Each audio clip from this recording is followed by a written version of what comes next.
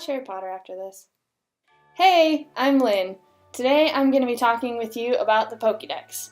So, you've decided that you want to complete your Pokédex, but it's already Generation 6. How will you accomplish this? In this video, we will explore the various methods in completing your decks and getting you on your way to catching them all. Method 1. Catching. There are a couple of Pokemon that I have found to be the most effective in catching all the Pokemon within the game. These two Pokemon are specifically Aegislash and either Smeargle or Breloom. Now, why the need for two Pokemon when Smeargle can easily fulfill all needs? Let me tell you. Aegislash is a Ghost Steel type Pokemon and so isn't affected by normal or fighting type moves. So when you try to capture a Pokemon that has already been knocked down to minimal health and use a move such as Takedown, the wild Pokemon can't faint itself. This fact is especially useful when trying to capture a wild shiny without it fainting. He also has a second use when capturing Dittos, but that'll come later. As for Smeargle, it can learn any variety of moves and, in doing so, can become the ultimate Pokemon hunter. The move set I think most useful is Soak, Spore, False Swipe, and Taunt. Soak is for the Pokemon not affected by normal type moves, or who have large defenses and resistance to them. In using Soak, they become water type and are either no longer immune or no longer have a resistance to normal type moves. Spore has a chance to put the opposing Pokemon asleep 100% of the time, thus allowing for much easier capture. False Swipe can lower the opposing Pokemon's health to 1 if the Pokemon using False Swipe has a high enough attack. Last, Taunt is used to stop the wild Pokemon you may be trying to capture from using recovery moves or status safety moves like Safeguard. EV training in attack and speed are beneficial in providing the most amount of damage for False Swipe and priority for moving first.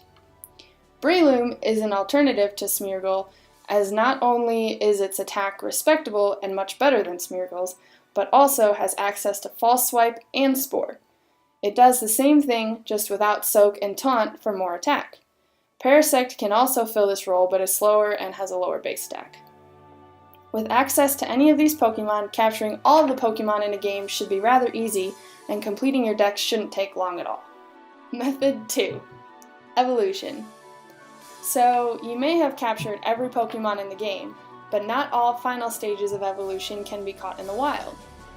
Now you have to go about evolving all of your recently caught Pokemon, and you'll have to grind and grind and grind until they evolve. Or do you?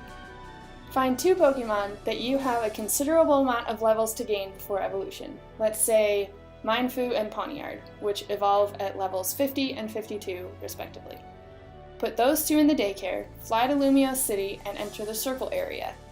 Then either find a piece of strong tape and apply it to one side of your joystick and have your avatar ride around on the bicycle while you sleep for the night, or use one of those black clips you put on chip bags. Those work just as well, but use the D-pad instead and it'll make your avatar move left or left. When you wake up the next morning, your Pokemon will most likely be in the levels of 70 or 80, and then a quick rare candy will get them to evolve and you won't have had to use all that time grinding. Method 3.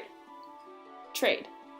There are a few Pokemon within the game that require trade for evolution. These are easily obtained for those that only need trade for evolution, such as Boldore. There are some Pokemon that don't need specific items for evolution after trading, and some that do. For a complete list of both of these, see the link in the description. Method 4. Evolution Stones. For specific stones and their locations, check out the link in the description. Method 5. GTS. There are some Pokemon that you can't get in-game, and everyone knows how difficult the GTS can be with people asking for ridiculous things, such as offering a Caterpie or a Jirachi or something like that. However, the GTS can still be used to your advantage. To get some of those Pokemon that you don't want to throw in the daycare, to get a high enough level to evolve and spend that much more time and money, offer some rare Pokemon on the GTS. Any starter Pokemon will work well, and can get you a variety of fully evolved Pokemon for your decks. Other Pokemon that may work well are Porygon and Beldum. Now, in order to get some of the rare Pokemon such as legendaries, there is a bit of a trick involved. For a full description on that, check out the link below. Last, method 6, Wonder Trade, because sometimes you can be lazy. Especially when first filling out your Pokédex, Wonder Trade can be a viable option for finding Pokemon you might need. Simply either catch random Pokemon or breed some. Preferably, if breeding, it's appreciated you trade rare or starter Pokemon. If there are any other useful ways to build your decks, feel free to comment below. This is no easy task, but you can do it. Get those charms. And as always, like, subscribe, and share. And thanks for being a RiseCo fan.